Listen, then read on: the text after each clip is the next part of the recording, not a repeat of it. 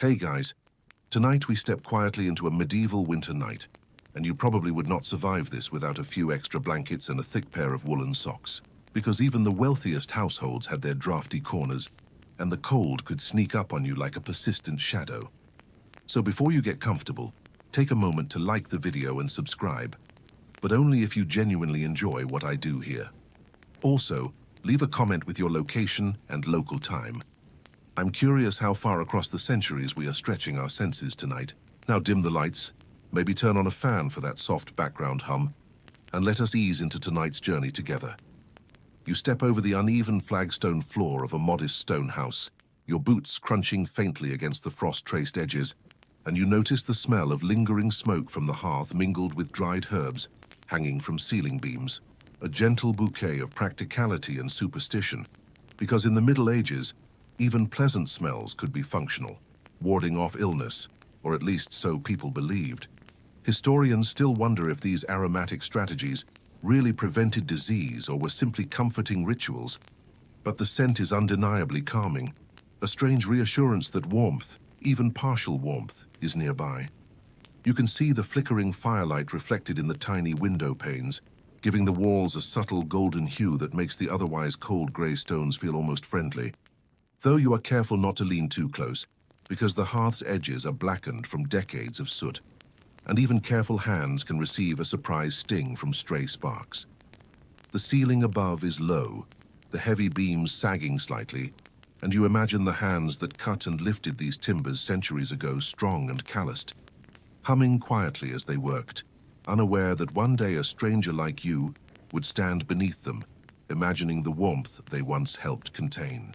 You step closer to the fire, feeling the heat wash over your hands and cheeks, and you notice how people of the period used this warmth not just for comfort, but for gathering, for storytelling, for discussing the day's news, which admittedly was sometimes no news at all,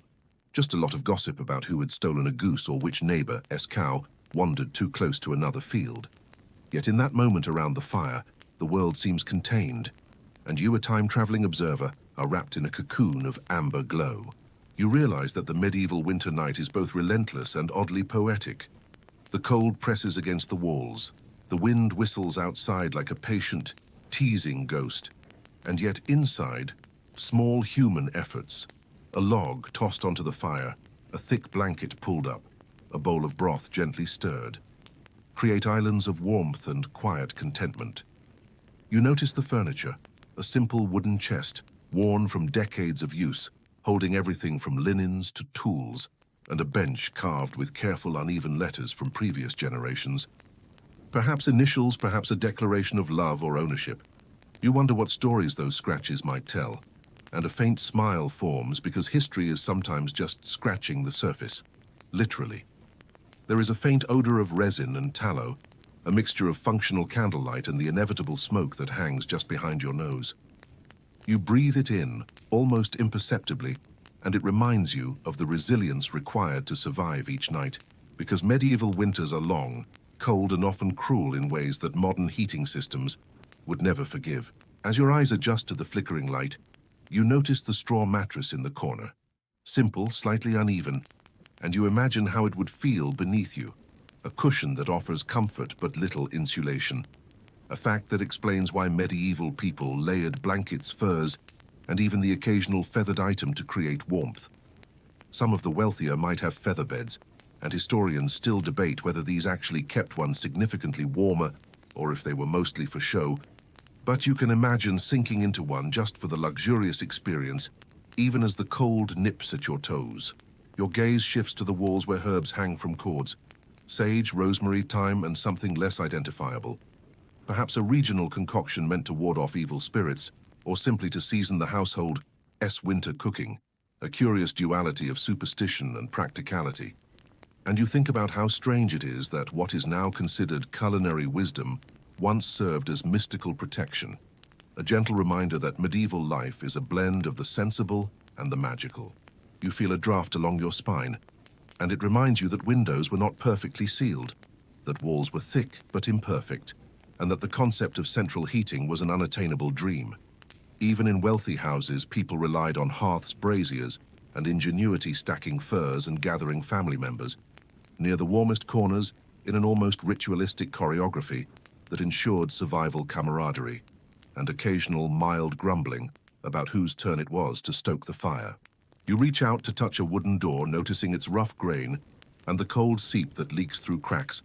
and you imagine the nightly routines, extinguishing candles, pulling heavy curtains, covering openings with cloth, and sometimes whispering prayers against spirits, wolves, or simply bad dreams.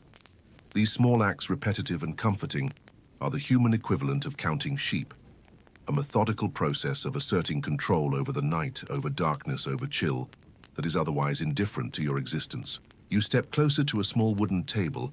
where a half-empty jug of ale sits alongside a bowl of porridge, left to cool a curious medieval midnight snack. And you think about the humor in history, because people often slept in shifts or took small naps throughout the night, a practice that modern schedules would call inconvenient.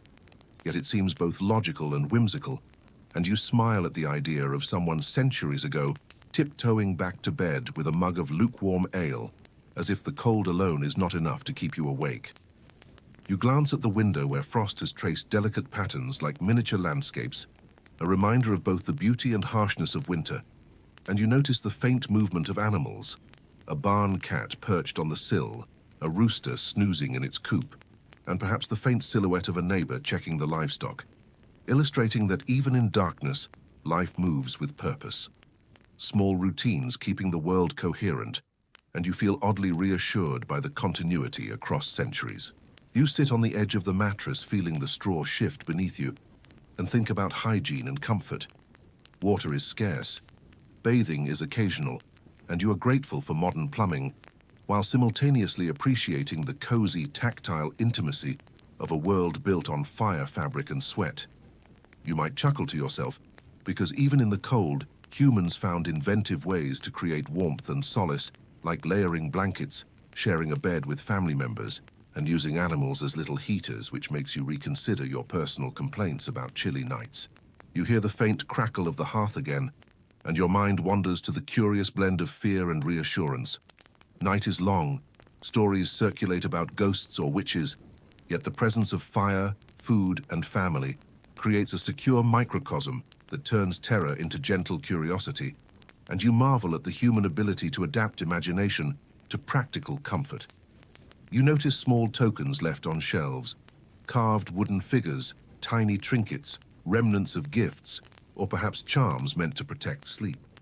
A combination of superstition and decoration, whimsical reminders that humans like to leave little markers of themselves, whether for the gods, their children, or their own sense of comfort. You glance at the beams overhead again, and imagine the creaking noises in the night as old wood contracts and shifts, imagining how someone in the past might lie awake, listening intently, thinking perhaps it is a spirit, perhaps a neighbor, perhaps the inevitable settling of a building, and you are struck by how little has changed, because even now creaks in the night make you question reality, though with slightly more confidence that ghosts are probably exaggerated. You shift slightly on the mattress, feeling the unevenness, and imagine layering more blankets, drawing a nightcap over your ears, and inhaling deeply the mix of smoke, resin, herbs, and human presence, a scent that is strange, comforting, and oddly grounding, tethering you to the past, to a time when warmth was a negotiation, a daily project, and a sensory luxury. You notice the flickering shadows on the walls and think about the medieval love for stories,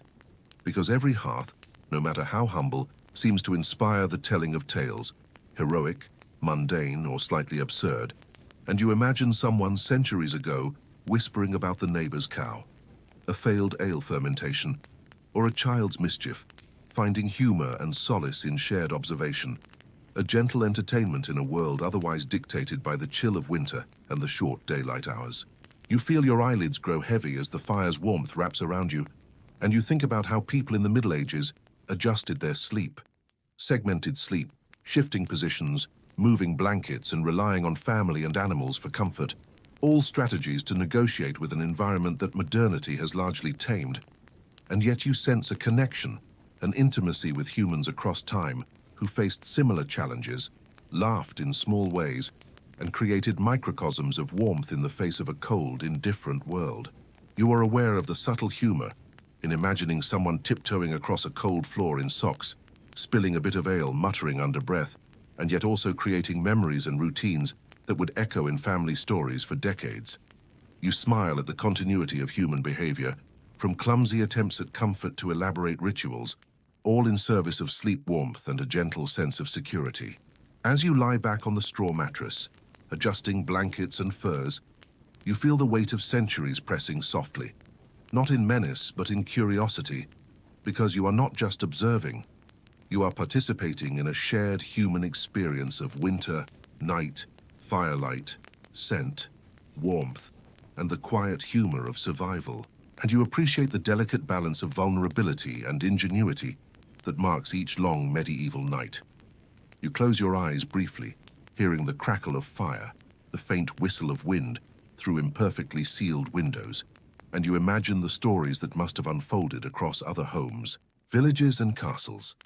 The laughter, groans, creaks, and quiet sighs that constitute the nocturnal human symphony,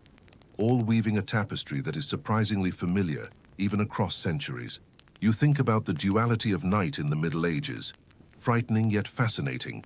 cold yet comforting, superstitious yet practical,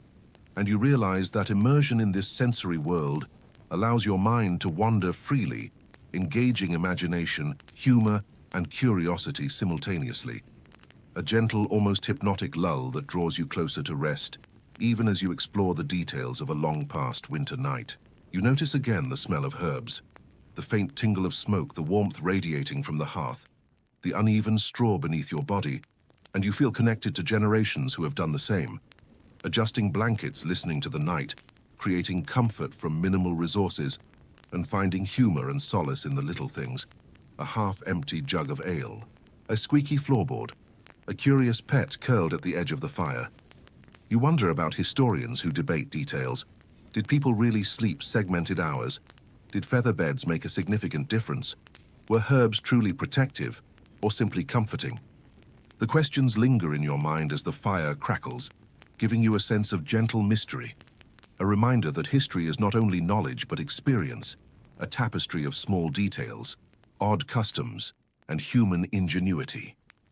You feel your breathing slow as the room darkens with the night, the fire casting longer shadows, and you imagine drawing a cloak tighter, adjusting a pillow made of straw and feathers, and perhaps a small wooden figure at the bedside, a comforting presence meant to keep nightmares at bay, whether effective or not. You imagine the drafts sneaking in, the faint sound of wind through eaves, the occasional cough or snore of a household member, and you appreciate the human ability to convert even discomfort into ritual, routine, and quiet amusement, a subtle humor that transcends time. You feel the warmth seep into your shoulders, into your toes, and you smile at the gentle absurdity of history. A world so cold, so smoky, so imperfect, and yet so alive with resourcefulness, comfort, and laughter. You inhale deeply, enjoying the combination of smoke, resin, herbs, and faint food aromas, and you feel a profound calm, a connection to centuries of humans quietly enduring winter nights, building fires, sharing warmth, and finding comfort in repetition, ritual, and small joys. You imagine yourself a medieval observer, quietly tiptoeing to adjust a blanket, smiling at a cat curled near the fire, hearing the occasional squeak of the beams above, and you feel a mixture of amusement, empathy, and gentle curiosity, the hallmarks of a bedtime journey that lulls both mind and body toward rest. You feel your eyelids heavier, your mind wandering across centuries through fireside conversations, straw mattresses, frost-traced windows, and carefully layered blankets,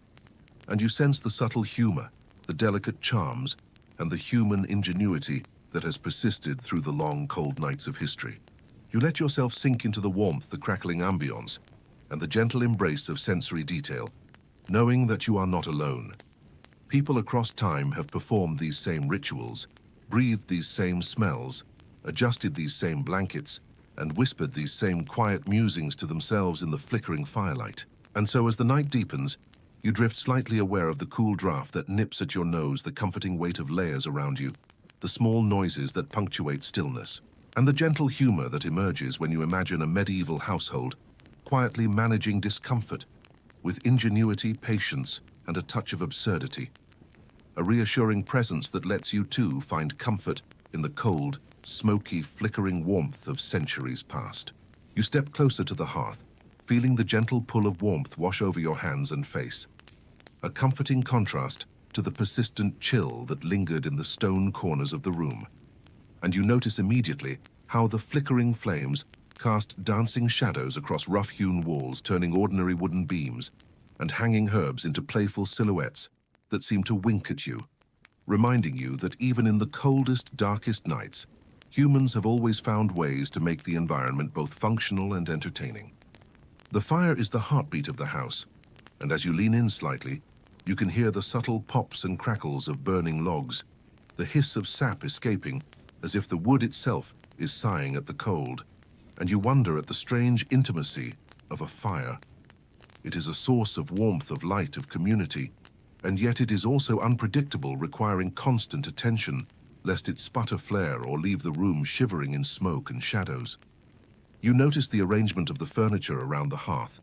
a low wooden bench here, a simple stool there, and the occasional cushion stuffed with straw or feathers, each piece strategically placed not for luxury but for practicality.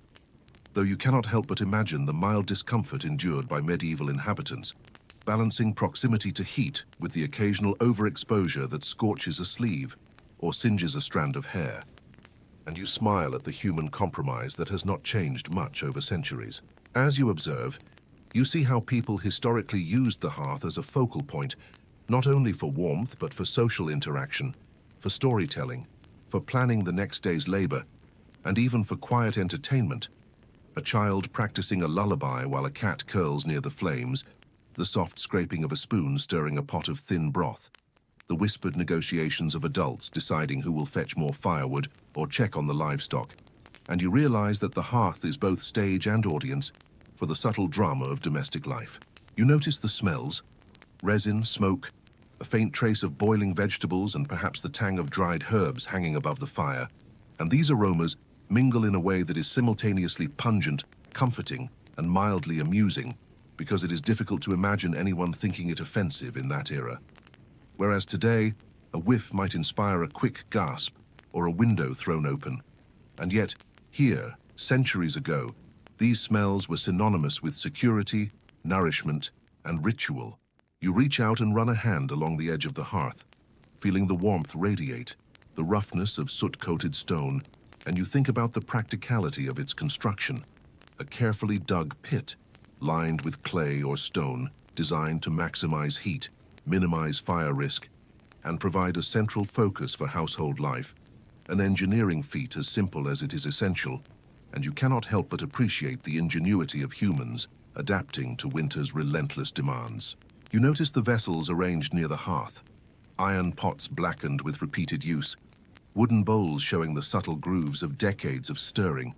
and perhaps a small cauldron of water meant to humidify the dry air, a domestic attention to comfort that is surprisingly sophisticated when you consider the era. Historians still debate whether some of these arrangements were purely practical, ritualistic, or somewhere in between, but the effect is indisputably cozy, and you feel an odd kinship with people who centuries ago relied on fire, not just for survival, but for emotional comfort. You imagine the activities around the hearth over the course of a winter night. Someone mending clothing, another quietly knitting or sewing a parent, telling a story in a low, soothing voice, the occasional flick of a log to adjust the flame, and all the while the temperature outside drops and the wind whistles along the roof tiles, pressing against imperfect windows, reminding everyone of the tenuous relationship between human ingenuity and nature's relentless chill. You see shadows moving as family members settle into their positions, perhaps reclining on benches or mats, curling into furs, and you feel the warmth radiate outward, mingling with the sense of burning wood-spiced broth and dried herbs, creating a sensory environment that is at once practical, comforting, and subtly playful. Even without modern entertainment, the flickering light and interplay of sound and smell produces a gentle, hypnotic rhythm that draws attention and encourages relaxation. You notice small rituals, a careful rotation of a pot to keep food from burning, a whispered conversation interrupted by laughter, the occasional mild dispute over whose turn it is to stoke the fire, and you smile at the timelessness of these domestic negotiations because despite centuries and technological changes, households still rely on cooperative routines, minor inconveniences, and small triumphs to maintain comfort and warmth. You pause and notice the hearth tools. A tongs here, a poker there, each with a distinct weight, worn handles, and a history of use that hints at centuries of nightly attention,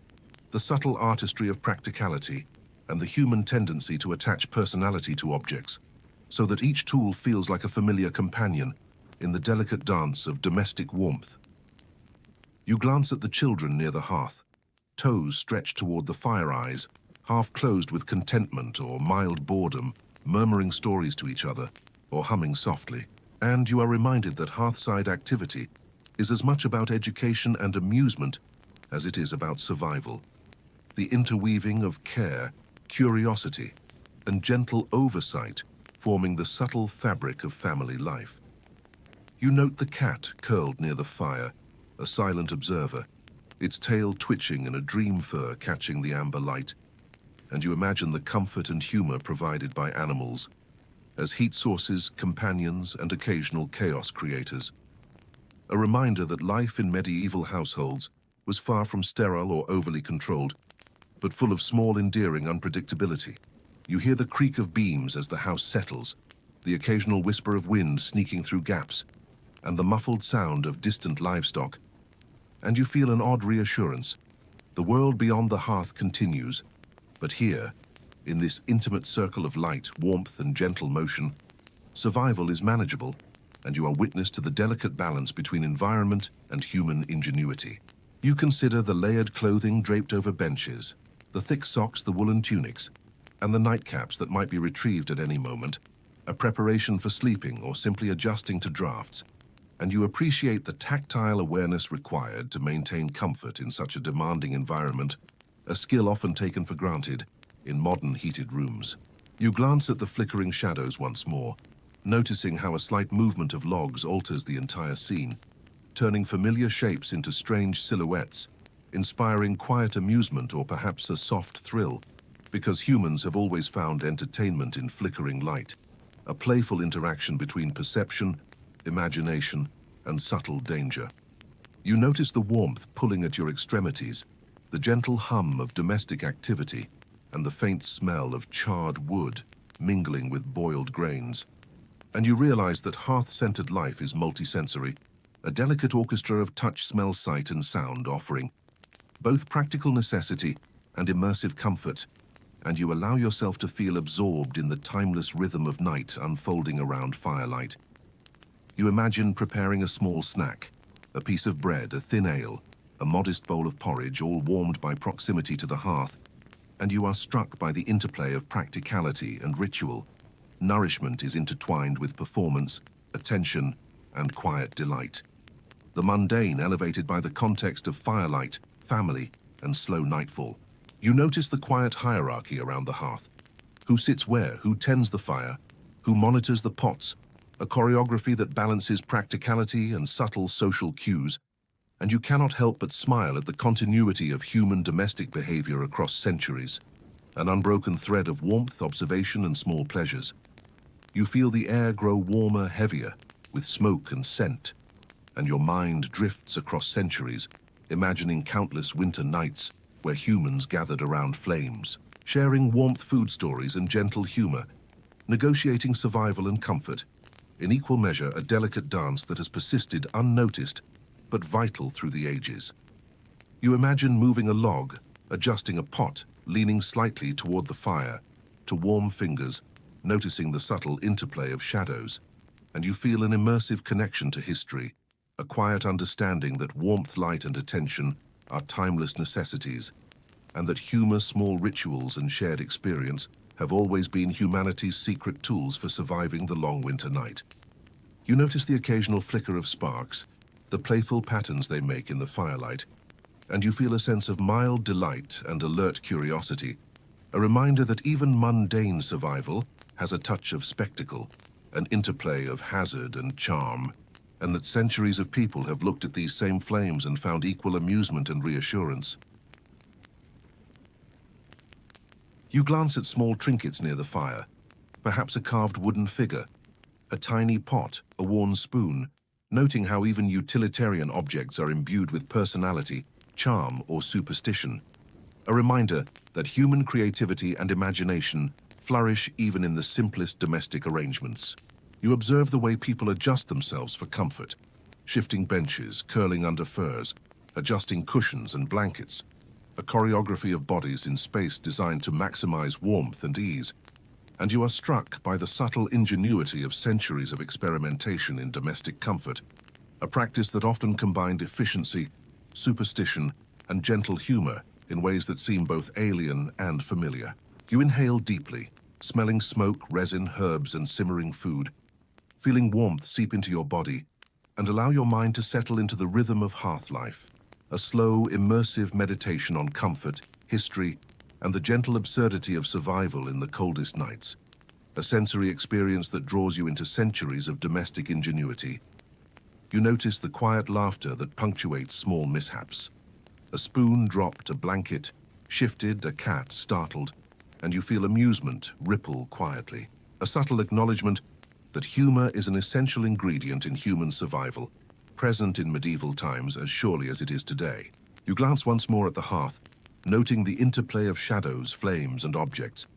feeling the warmth, noticing the smells, and letting your mind be gently pulled into the timeless cadence of domestic life, where the simple act of tending fire, sharing warmth, and observing small details is a full immersion into comfort, curiosity, and quiet reflection. A practice that encourages both rest and gentle engagement with the environment, a perfect prelude to sleep. You notice how the warmth radiates unevenly across the room, the side closest to the hearth almost uncomfortably hot, while the far corner still retains a chill that encourages you to wriggle and shift slightly, testing the limits of your layered clothing, imagining how medieval inhabitants must have mastered this delicate negotiation between proximity and comfort. And you smile at the thought that some things about winter have not changed. We still chase heat, still fidget with blankets, still complain quietly to ourselves while attempting to optimize our tiny comfort zones. The firelight catches on the polished edges of wooden utensils, glinting briefly before being swallowed by shadow, and you appreciate the aesthetic as much as the practicality, because even in a time of scarcity and simplicity, humans could not resist small touches of beauty, subtle craftsmanship that makes daily survival feel less mundane and more intentional, like a wink from history itself. You reach toward the bench, tracing the worn edges, feeling the indentations made by generations of elbows, knees, and resting palms, and you are acutely aware that the fire is not just heat, it is a social magnet, a locus for observation, interaction, and the occasional gentle gossip. The quiet rhythm of domestic life punctuated by the shuffle of feet, the hiss of water, and the soft, muffled voices of people negotiating evening tasks. The smell of smoke mingles with herbs, resin, and a faint tinge of something earthy, perhaps damp wool, or the residue of last night's cooking, and you take a deep breath, letting it fill your senses, noticing how aromas shape perception, a lesson in medieval living where scent was both survival tool and comfort, and historians still debate the extent to which such scents actually deterred illness or simply made people feel safer in the darkness. You glance at the hanging herbs, sage, rosemary, thyme, and others, whose purposes are partly culinary, partly medicinal, and partly mystical, and you imagine the gentle humor of people explaining to their children that these plants will keep nightmares away or stop the plague, a mixture of superstition, practicality, and soft, dry amusement that you cannot help but admire as a centuries-old parenting tactic. The fire crackles again, sending a flurry of sparks dancing along the ceiling beams, and you feel a small thrill, a reminder that fire is not only life-giving, but subtly dangerous, a teacher of attention and care, and you imagine how each household member develops an instinctive understanding of proximity, timing, and posture to avoid minor burns or singed sleeves, an invisible choreography passed down through repeated observation and experience. You notice the children shifting on the benches, one curling closer to a sibling, another fidgeting with a small wooden toy, and you marvel at the balance of order and chaos. Even in a time when survival depended on attentiveness, there was room for play mischief and gentle absurdity, little sparks of personality illuminating the otherwise functional rhythm of hearth life. The cat stretches lazily near the fire, fur glinting in the amber light, and you cannot resist the mild humor in imagining it as an unacknowledged family member valued for warmth company and occasional stealthy theft of scraps, a timeless companion whose antics have surely amused humans for centuries. You notice the slight bend in the logs, the way they crackle unevenly, and you think about the skill involved in selecting and stacking firewood. Some pieces must be dry enough to ignite, others sturdy enough to maintain heat, and the placement of each log influences the flow of warmth, the flicker of light, and even the comfort of seating arrangements. A complex tactile knowledge passed down through observation and practice, largely invisible to outsiders, yet vital for a pleasant night. You hear soft whispers and muted laughter as someone recounts a minor mishap from earlier in the day, and you realize that humor is embedded in hearth life, an essential lubricant for patience, cooperation, and shared endurance, because even in the coldest nights, people found ways to turn discomfort into amusement, creating an invisible safety net of gentle camaraderie. The rhythmic motion of tending the fire, shifting logs, stirring pots, and adjusting furs creates a meditative cadence that subtly lulls the mind toward rest. A primitive but effective relaxation technique, and you sense that even without modern meditation or guided sleep practices, the human brain can attune to sensory repetition, warmth, and subtle humor to produce calmness, curiosity, and almost imperceptible drowsiness. You notice small imperfections in the stone walls, tiny cracks, uneven mortar, and traces of smoke that have seeped in over years, and you imagine how medieval inhabitants compensated with draft-stopping fabrics. Careful placement of beds and benches and reliance on fire as a consistent source of control over their immediate environment, an ongoing negotiation between nature's unpredictability and human ingenuity. The smell of simmering food drifts again, richer now. A thin broth with root vegetables, perhaps a piece of salted meat, and you imagine reaching for a wooden spoon, testing the temperature, enjoying the sensory warmth that accompanies sustenance, a combination of practicality, ritual, and gentle indulgence that is oddly comforting in its simplicity. You notice how the smoke curls and rises, tracing invisible patterns against the beams and ceiling, a silent dance that is both mesmerizing and instructive, teaching attention, patience, and awareness without a word being spoken. And you feel a subtle kinship with the generations who have stared at these same flames,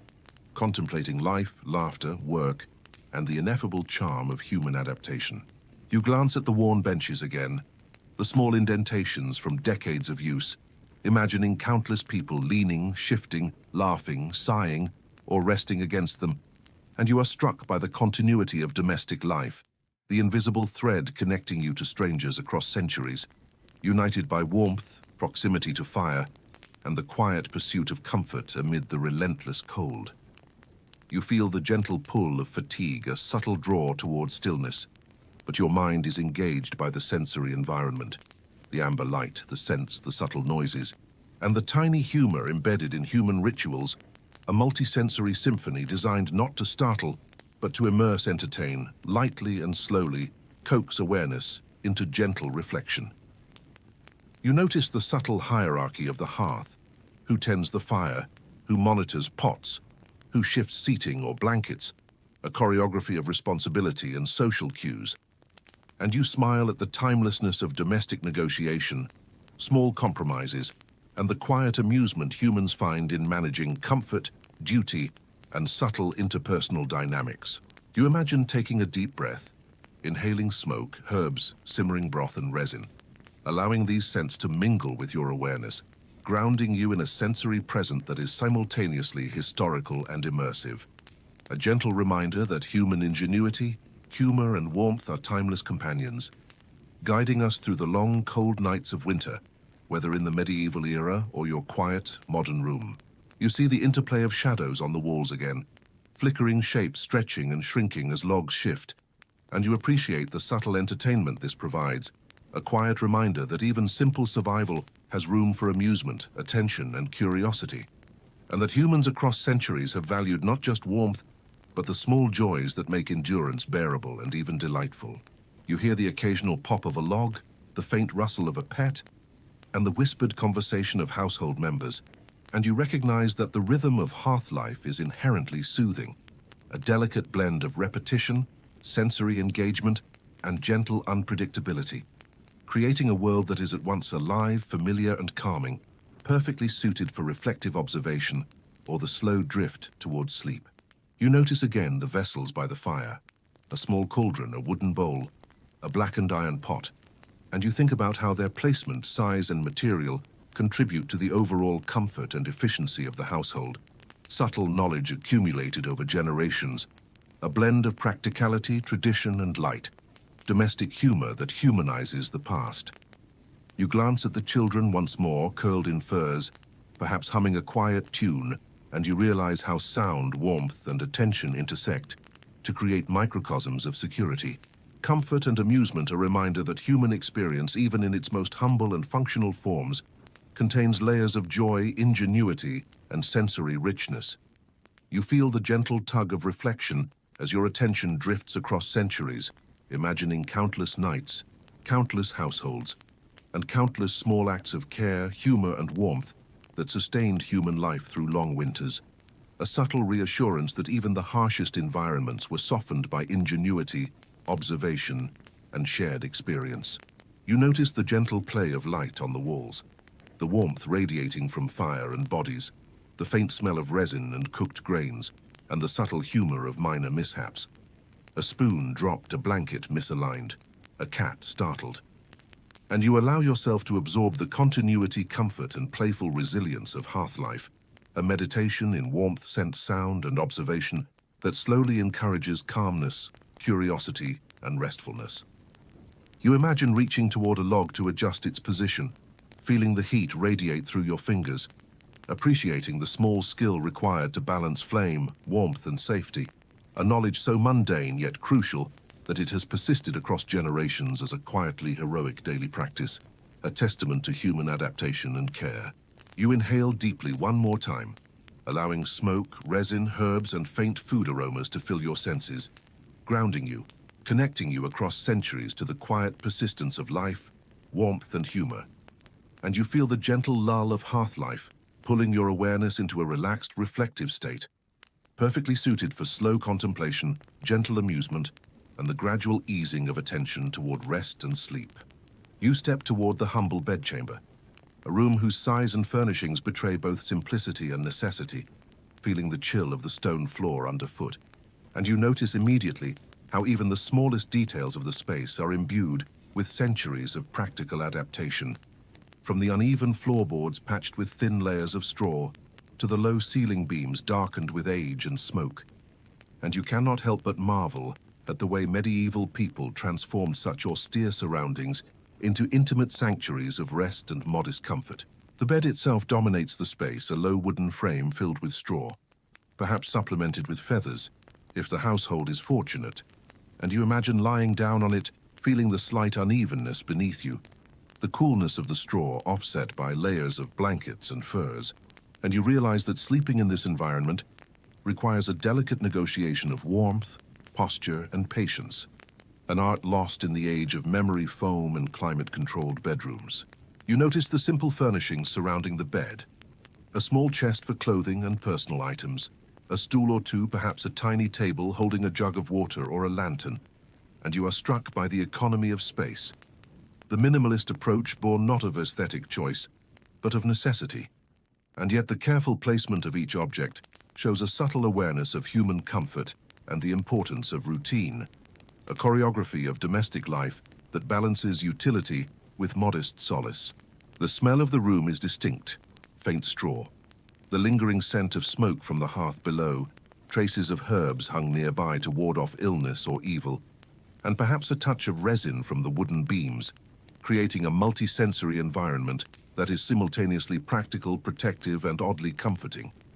A reminder that medieval life relied on the interplay of sensation and survival, imagination and ritual. You trace your hand along the edge of the mattress, feeling the rough weave of the straw beneath a thin cover, and imagine the countless bodies that have rested here before, each one negotiating the same challenges of cold nights, drafty walls, and uneven bedding. And you are struck by the continuity of human experience, the persistence of ingenuity, and the subtle humor in imagining someone centuries ago muttering complaints about lumps in their bed, just as you might today. You notice the blankets draped over the bed, rough wool perhaps patched in places, furs scavenged or purchased to provide warmth, and you appreciate the sensory knowledge required to use them effectively, layering in a manner that maximizes heat while minimizing discomfort and intimate understanding of insulation that you cannot help but admire and feel connected to across time. You glance around the room and notice small tokens of personal care or superstition, a carved wooden figure tucked on the shelf, a tiny charm meant to ward off nightmares, perhaps a small vial of herbs whose purpose is both medicinal and magical, and you are amused by the intersection of practicality and belief, a gentle reminder that human beings have always sought comfort through both reason and imagination, blending the tangible and the mystical in ways that are sometimes absurd, sometimes profoundly effective. You sit on the edge of the bed, feeling the firmness of the frame beneath you, and imagine the nightly rituals, adjusting the mattress, layering blankets, checking the window for drafts, perhaps whispering a prayer or reciting a charm, and you sense the gentle choreography of survival that is so often overlooked in historical accounts, a daily practice of observation, adaptation, and quiet humor that turns an austere room into a space of relative security. The light in the room is minimal, a small lantern, a single candle, or the faint glow filtering from the hearth below, casting shadows that stretch across walls and furniture, transforming ordinary objects into living, shifting silhouettes that invite both attention and mild amusement, a playful interaction of light, darkness, and imagination that has entertained humans across centuries. You feel the draft from a poorly sealed window and instinctively pull a blanket tighter, noticing the contrast between the cold edge and the warm cocoon you have created around your body, and you appreciate the human capacity to negotiate discomfort with creativity and patience, whether through layering textiles curling near the fire or sharing warmth with a family member or pet, an enduring strategy that bridges centuries. You notice the chest at the foot of the bed, its lid worn smooth by decades of opening and closing its contents, a mystery. Linen clothing, small keepsakes, perhaps a favorite tool or utensil. And you imagine the care with which previous inhabitants organized these items, balancing accessibility, safety, and the gentle pleasure of knowing one has personal belongings within reach, even in the austerity of medieval life. You inhale the faint scent of herbs mixed with straw and smoke, a calming, grounding aroma that tells a story of human adaptation, ingenuity, and the subtle ways in which scent was used for comfort, health, and a quiet sense of control. And you reflect on how this multi-sensory environment is both practical and emotionally resonant, a delicate balance of necessity and subtle luxury. You notice the low ceiling and the darkened beams overhead, and you imagine climbing up to check for signs of leaks, pests, or drafts, an act that requires both bravery and attentiveness, because medieval architecture often demanded constant vigilance, and yet these challenges are offset by the intimacy of space, the cozy enclosure that contains warmth, light, and human presence, a paradoxical blend of discomfort and security. You imagine lying down, feeling the weight of blankets, the firmness of straw, and the subtle unevenness beneath you, and you think about how sleep itself was a practiced skill, negotiated through body awareness, environmental adaptation, and occasional humor. Because who has not shifted awkwardly on a lumpy bed, muttered complaints to themselves, or silently laughed at the quirks of their sleeping arrangements? You notice small traces of previous inhabitants, faint indentations in the mattress, scratches on the wooden frame, the subtle scent of herbs and smoke lingering in the fabric of the room, and you feel a connection across time, a shared human experience of night-cold warmth and attention to comfort, however modest, however imperfect. You observe the placement of blankets, furs, and small cushions, each layer carefully arranged to provide insulation, while allowing mobility, a delicate understanding of body mechanics, temperature regulation, and material properties that you appreciate more deeply than you could have imagined, because modern luxury obscures the subtle skill embedded in medieval domestic life. You notice a small wooden stool beside the bed, perhaps used for a lantern, a bowl, or a personal item, and you imagine the quiet choreography of moving around the room, adjusting blankets, fetching water, stirring a pot, and returning to bed without disturbing others, a nuanced ballet that balances necessity, comfort, and gentle humor. You notice a faint draft along one wall and instinctively curl closer to the hearth-adjacent side of the bed, feeling the warmth radiate through blankets and furs. And you marvel at the human ingenuity that transforms such an austere environment into a place of relative comfort, security, and sensory pleasure. You imagine the hushed whispers of family members in neighboring rooms, the distant clatter of dishes, the low murmur of conversation, and you appreciate the subtle layering of domestic soundscapes that simultaneously informs, entertains, and reassures, a sensory tapestry that guides attention, imagination, and calm. You consider the tactile qualities of the bed: straw beneath fingertips, rough wood, coarse blankets, and the occasional feather, and you reflect on the human ability to find comfort in texture density and layering, a skill honed over generations and essential for surviving long, cold nights. You notice small decorative elements, carved edges on the bed frame, faintly painted motifs, or simple patterns etched by hands long gone. And you smile at the gentle humor in imagining someone taking pride in minor artistic flourishes in a utilitarian environment, a reminder that humans always seek beauty, even when constrained by necessity. You imagine adjusting your position, curling under furs and feeling the warmth settle gradually into your body, and you appreciate the quiet rituals of pre-sleep,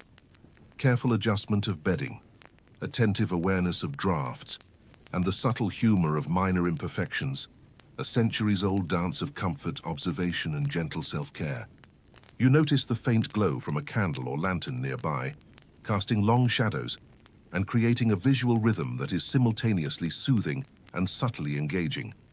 a play of light and darkness that has captivated humans for generations and gently guides the mind toward focus, curiosity, and eventual drowsiness. You inhale again, the mingled scents of straw, herbs, smoke, and faint traces of cooked food filling your senses, grounding you and creating a sensory connection to the past that is both comforting and slightly whimsical, because even the most practical medieval nights were punctuated by small pleasures, subtle humor, and imaginative adaptation. You imagine the nightly rituals of inhabitants, adjusting blankets, stirring coals, whispering prayers or charms, checking on children or animals, and you feel the gentle satisfaction of observing this choreography, a combination of practicality, tradition, and understated amusement that speaks to human resilience and ingenuity across time. You notice the interplay of shadows across the walls, the faint creak of timber, and the soft murmur of activity from neighboring rooms, and you feel immersed in a living tableau of domestic life, where attention, warmth, humor, and ritual coalesce to create a sense of security, comfort, and gentle delight. A perfect stage for reflection, curiosity, and the slow drift toward restful sleep. You imagine curling deeper into the layers of blankets and furs, feeling the straw beneath shift slightly, noticing the warmth radiate unevenly, and appreciating the delicate negotiation of physical comfort, environmental awareness, and sensory immersion that defines this humble bedchamber, a microcosm of medieval ingenuity, practicality, and subtle amusement. You notice small imperfections in the room: uneven flooring, drafts, faint gaps between walls and windows. And yet, these very imperfections create opportunities for gentle attentiveness, humor, and adaptation, reminding you that human life has always been about negotiation, creativity, and subtle observation. You sense the rhythm of domestic life: movement, warmth, quiet sounds, flickering light, and the faint, ever-present sense, and you allow yourself to be absorbed, noticing that centuries of human experience have been quietly invested in creating small, manageable moments of comfort and security, a meditation in warmth, observation, and gentle humor that draws your awareness toward reflection and rest. You step quietly into the midnight courtyard,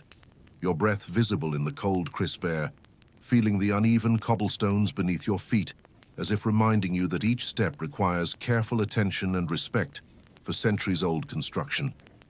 And you notice immediately how the moonlight washes over the walls, casting silvery highlights on ivy, wooden doors, and the faint shimmer of frost, creating a scene that is both serene and mildly mischievous in its shifting shadows. as if the night itself enjoys a playful game of hide-and-seek with your senses. The air is filled with subtle nocturnal scents: dew-laden grass, the faint musk of animals resting nearby, the dry, crisp tang of straw from the stables, and the lingering trace of smoke from hearths still burning in distant rooms, mingling to create a complex, immersive aroma that is simultaneously grounding, calming, and slightly curious, encouraging both attention and quiet reflection. You notice the walls of the courtyard, built from roughly hewn stone, their surfaces etched with small imperfections, moss and time itself, and you imagine centuries of footsteps, the scuff of hooves, the subtle sounds of wind pressing against uneven masonry, all forming a muted symphony of human presence and environmental persistence. And you feel a gentle connection to the countless individuals who have tread this same ground, negotiating cold darkness and uneven terrain with grace, humor, and practical knowledge. You reach the fountain at the center, a modest structure of carved stone, water flowing gently, catching the moonlight in a slow, rhythmic shimmer, and you reflect on the dual purpose of such features: aesthetic pleasure and practical hydration, reminding yourself that even in medieval times, humans sought beauty alongside utility, creating moments of quiet amusement and subtle reflection amidst the more pressing concerns of survival.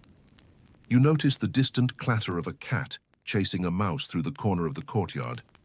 the occasional squeak of wooden shutters settling, and you smile at the mild absurdity of nocturnal life, that even in a time without electricity, humans shared their environment with creatures of the night, negotiating space, warmth, and resourcefulness in ways that are amusing, endearing, and subtly instructive. You pause near a patch of herbs planted along one side, the faint scent of rosemary, sage, and thyme brushing against your senses, and you imagine the practical considerations of these plants: culinary, medicinal, and protective, as well as the gentle superstition that has accompanied them across centuries,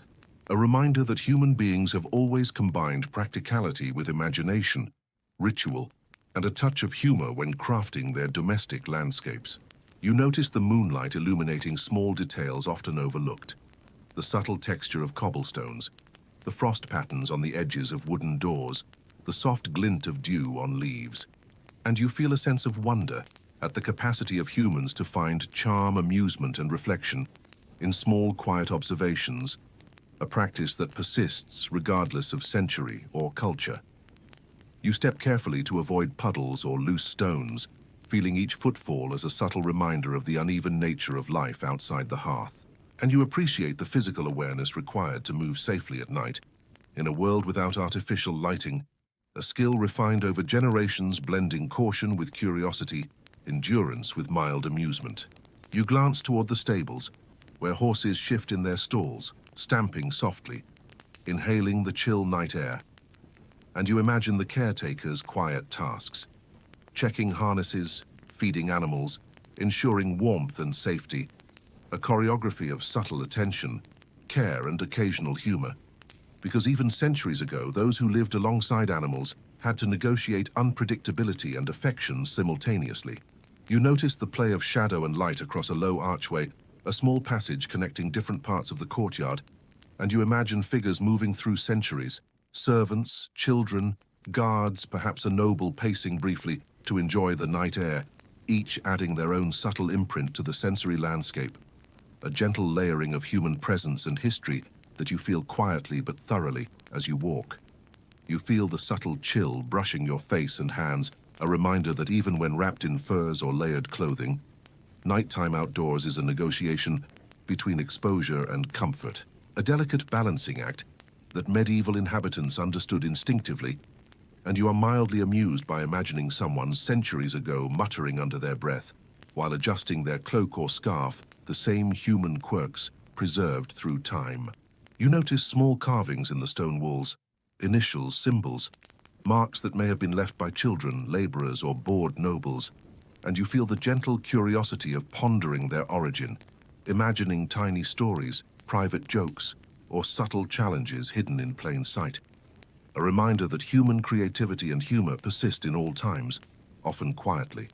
often unnoticed. You approach a bench tucked near the wall, its surface worn smooth by countless nights of sitting, and you imagine leaning against it, listening to the water, wind, and distant hearths, appreciating the subtle layering of sound, the way humans, animals, and nature create a gentle nocturnal symphony, a sensory meditation that has persisted across centuries, offering calm, reflection, and mild amusement. You notice a small ladder leaning against a wall, perhaps leading to an attic or loft space, and you imagine the careful negotiation required to climb safely at night, balancing urgency, curiosity, and mild fear, a practice that teaches attentiveness and patience while reminding you that even mundane tasks can carry slight thrills in darkness. You smell the faint aroma of food being reheated near a window, perhaps leftovers from dinner, and you smile at the timeless appeal of warmth, aroma, and sustenance, an indulgence simultaneously practical and comforting, connecting human needs with sensory pleasure in a way that feels entirely natural, entirely cozy, and entirely historical. You notice the distant hum of the wind passing over rooftops, and through small gaps the rustling of leaves or straw, and you appreciate the subtle soundtrack of nocturnal life, a gentle reminder that humans have always inhabited spaces filled with unpredictable yet comforting sounds, learning to interpret, anticipate, and occasionally find humor in them. You pause to watch the reflection of moonlight in a small puddle, the ripples caused by a stray breeze or falling leaf, and you consider how such simple phenomena have entertained, calmed, and inspired countless generations. A quiet reminder that nature itself is a collaborator in human comfort, curiosity, and gentle amusement. You notice faint frost patterns along edges of doors and windows, delicate crystalline designs that catch the moonlight, and you are struck by the combination of utility and beauty in simple observation, appreciating the same delight medieval humans might have felt while assessing structural integrity, temperature, or just marveling at the fleeting charm of the night. You step over a small cluster of herbs that have strayed from their beds, the scent mingling with damp earth and faint smoke from nearby chimneys, and you imagine someone centuries ago bending to pick a sprig for cooking or medicinal use, a moment of practicality, interwoven with sensory pleasure, subtle humor, and minor ritual. You notice a cat slinking silently through shadowed corners, its eyes glinting in the moonlight, and you are amused by the timelessness of animal stealth, the interplay of human awareness and animal curiosity, a gentle reminder that even in the stillest moments, life continues in layers both seen and unseen. You hear distant murmurs, perhaps from guards, night watchmen, or other household members, and you appreciate the subtle social dynamics of nocturnal life, vigilance, communication, shared responsibility, and the gentle humor inherent in human attempts to enforce safety while navigating personal curiosity. You notice the slight crunch of frost beneath your boots as you shift position, each step a reminder of tactile awareness, environmental negotiation, and the subtle thrill of movement in darkness, an experience both grounding and immersive, highlighting the delicate balance between alertness and relaxation that defines nocturnal exploration. You glance at the courtyard walls again, noticing ivy, moss, and traces of historical wear, and you are struck by the interplay of natural and human time, the layering of growth, decay, repair, and embellishment, all creating a sensory environment simultaneously practical, aesthetic, and subtly whimsical. You step near the central fountain once more, the gentle sound of flowing water blending with the wind, distant hearths, and occasional animal sounds, forming a multi-sensory tableau that is at once grounding, calming, and slightly amusing, a perfect reminder that even medieval nights contained moments of sensory delight, subtle humor, and quiet reflection. You notice small imperfections in the cobblestones, uneven surfaces, gaps filled with moss, subtle indentations from centuries of foot traffic, and you marvel at the tactile story embedded in these stones, a record of human presence, endurance, and the gentle creativity required to navigate uneven terrain, gracefully an intimate connection between body, environment, and history. You imagine walking slowly around the perimeter, brushing a hand along cold stone, feeling the uneven texture, noting the subtle scent of moss and earth, and appreciating the gentle interplay of awareness, touch, and memory that nocturnal exploration encourages, a practice that subtly hones patience, attention, and quiet amusement. You pause to notice how the moonlight shifts with the passage of clouds, the way shadows stretch and shrink, and you realize that this gentle, ever-changing environment provides not only practical illumination, but a subtle entertainment, a play of light and perception that has fascinated humans across centuries and continues to invite quiet observation, reflection, and gentle humor. You begin ascending the narrow, winding staircase of the watchful tower, feeling the uneven stone steps under your hands and feet, each one worn smooth by countless passers-by over decades and centuries, and you notice how the height and spiral curvature of the stairs create a peculiar rhythm. Your footfalls echo softly, a delicate percussion mingling with the faint sigh of the wind pressing against the walls, and you cannot help but imagine how medieval guards, servants, or even curious children navigated these same steps at night, balancing caution with efficiency, endurance with mild exasperation. The air grows cooler and thinner as you climb, carrying the scent of damp stone, faint moss, and distant smoke rising from hearths below. And you feel a subtle thrill, a mixture of awe and amusement, as the vertical journey transforms a familiar domestic environment into a miniature adventure, a test of attention, balance, and quiet courage, punctuated by the soft creak of timber supports and the occasional whistle of wind through arrow slits. You notice the walls of the tower, rough, uneven, marked by centuries of use, the occasional etching of initials or symbols by previous inhabitants, and you imagine the countless stories these walls could tell if they could speak, from minor mishaps to quiet heroics, the faint humor of practical life, and the occasional whispered intrigue, all layered upon each other like a subtle tapestry of human presence. As you ascend, the spiral tightens, forcing careful navigation, your hand trailing along the cool stone, and you reflect on the ingenuity of medieval architecture, the delicate balance between defense, utility, and spatial economy, a combination that requires both strategic thought and practical understanding, and you smile at the thought that centuries ago, someone likely muttered mild complaints while climbing exactly these same steps, balancing fatigue, caution, and curiosity with gentle humor. You pause on a landing to look outward through a narrow window, the courtyard below bathed in moonlight, shadows stretching like liquid, and you appreciate the careful placement of these openings,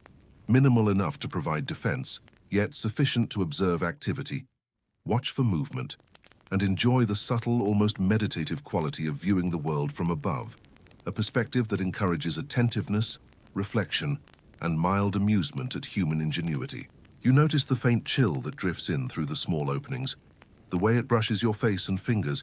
and you adjust your cloak, feeling the contrast between warmth retained from the lower levels and the night air pressing insistently, a subtle negotiation that guards and inhabitants have practiced for centuries, balancing comfort, awareness, and duty. The spiral continues upward, your senses attuned to sound, the echo of your own footfalls, the distant murmur of the courtyard, the occasional hoot of an owl or rustle of small nocturnal animals, all combining into a nocturnal symphony that guides attention, encourages curiosity, and gently entertains a rhythm of awareness and sensory immersion that has been familiar to humans across ages. You notice small architectural details,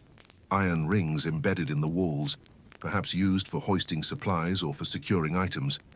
the rough texture of stone contrasting with smoother patched sections, and the occasional faint residue of soot or smoke, a testament to torches and fires used in previous centuries, and you reflect on the subtle layering of human adaptation, ingenuity, and minor domestic challenges that have persisted in such spaces. You pause briefly to place your hand against the wall, feeling the uneven stone, imagining the countless touches of hands long gone, each one a silent marker of life, movement, humor, and mild frustration,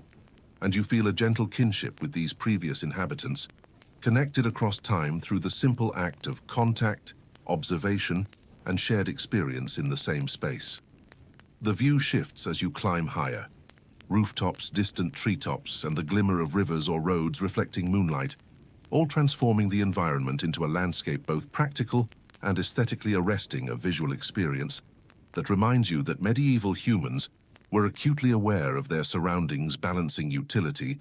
with appreciation for perspective, light, and distance, often with a subtle sense of humor or pride at what their environment could reveal. You notice the narrow slits along the tower's circumference once used to observe approaching travelers, guard against intruders, or launch defensive measures, and you feel the paradoxical combination of vigilance leisure and gentle absurdity.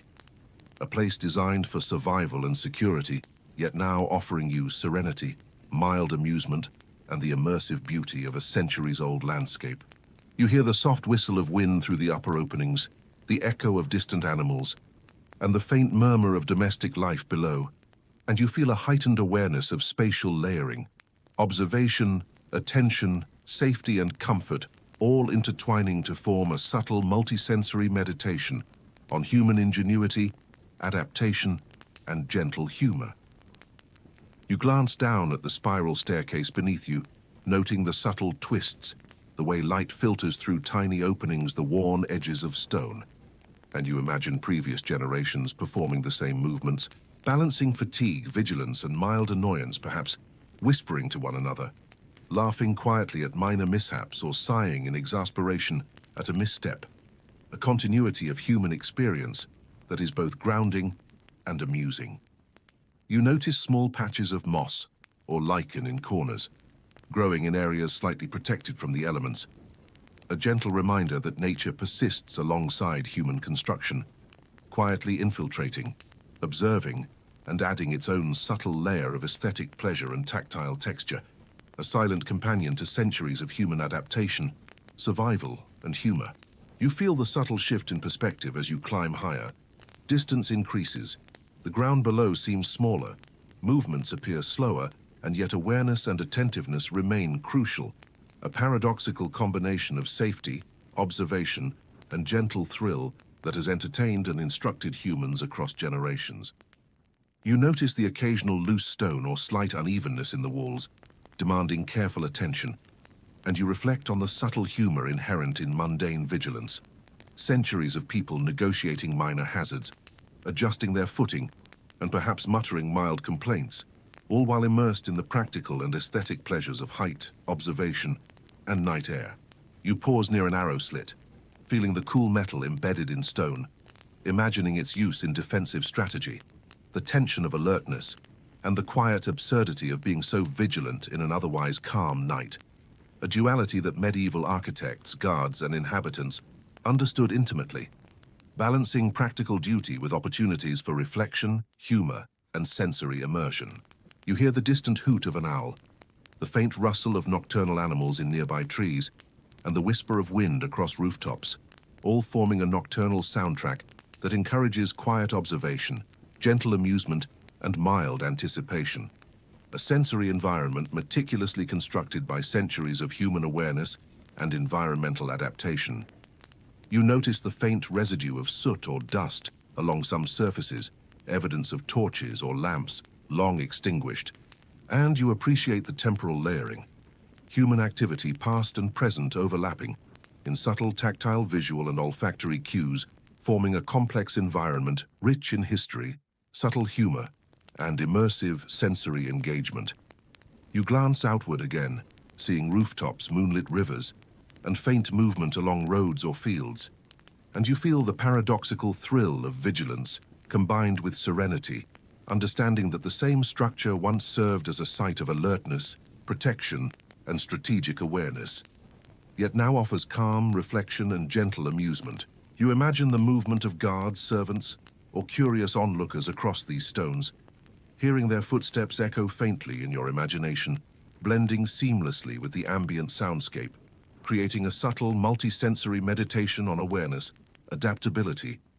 and the enduring interplay of human presence and environment. You notice the texture of the stone beneath your fingers, the faint roughness, occasional smooth patches, and small imperfections, and you reflect on how centuries of contact, adaptation, and care have shaped the surfaces you touch, a tangible connection to human experience across time,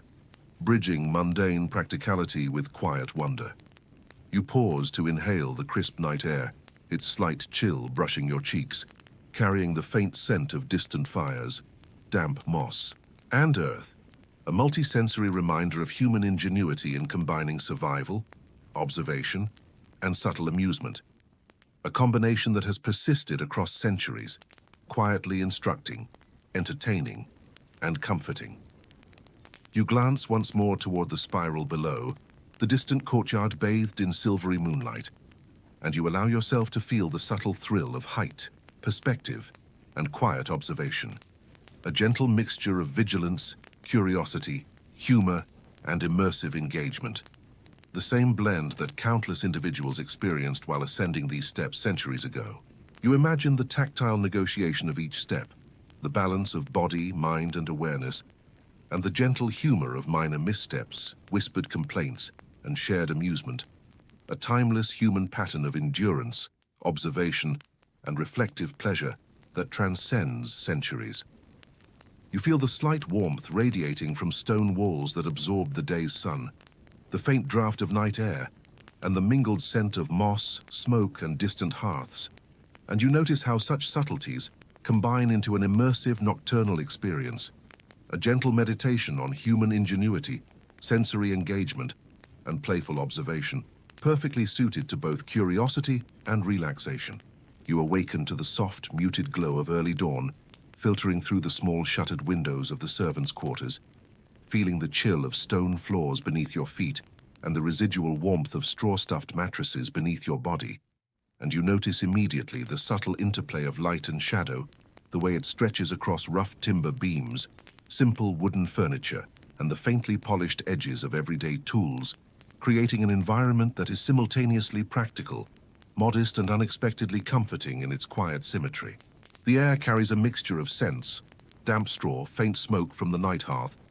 and the lingering aroma of herbs hung near the ceiling to protect against illness or unwelcome spirits.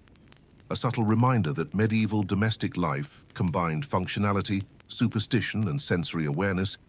in ways that are quietly amusing, deeply practical, and oddly reassuring.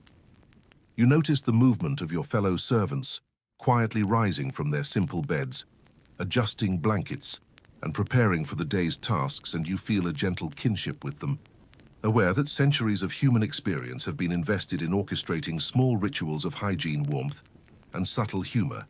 each act blending duty with awareness, endurance, and the occasional mild frustration over minor inconveniences.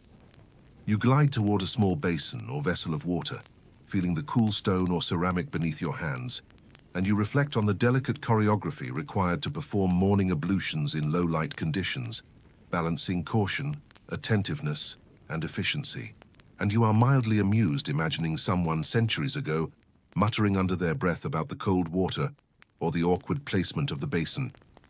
You notice the simple furnishings of the room, low benches, small chests, hooks for clothing, and perhaps a stool or two, all arranged with subtle consideration for both practicality and efficiency. And you appreciate the ingenuity embedded in this minimal environment, a delicate balance between comfort, utility, and modest aesthetics that has quietly guided domestic life across centuries. You feel the slight chill of morning air drifting through small cracks in doors and windows, nudging you to adjust garments or shift your posture, and you recognize the human skill in negotiating temperature, drafts, and comfort, a subtle practice passed down through observation, trial, and gentle humor. You glance at the small group of servants beginning their morning tasks, noting the soft sounds of whispered conversation, gentle laughter, and the rhythmic motions of sweeping, fetching water, and arranging linens, and you are struck by the orchestration of domestic life,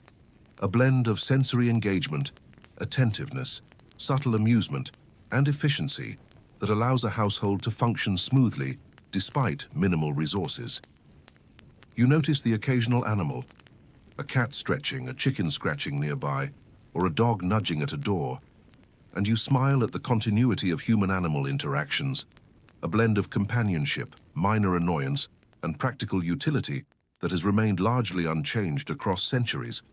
providing both amusement and subtle lessons in patience, awareness, and gentle negotiation. You observe the beams above your head, darkened with age and smoke, noticing knots, small cracks, and faint tool marks, and you reflect on the craftsmanship involved, the centuries of human labor and ingenuity that have created spaces simultaneously functional, enduring, and aesthetically subtle,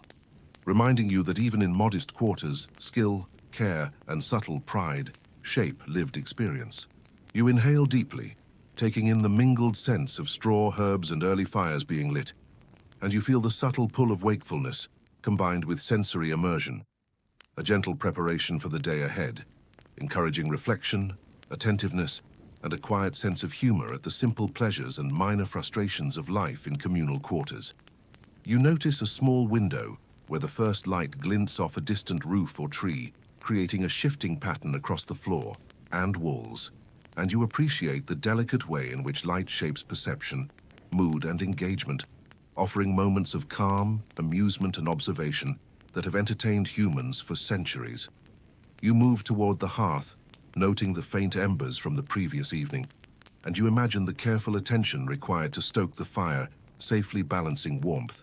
smoke control, and the practical constraints of limited fuel.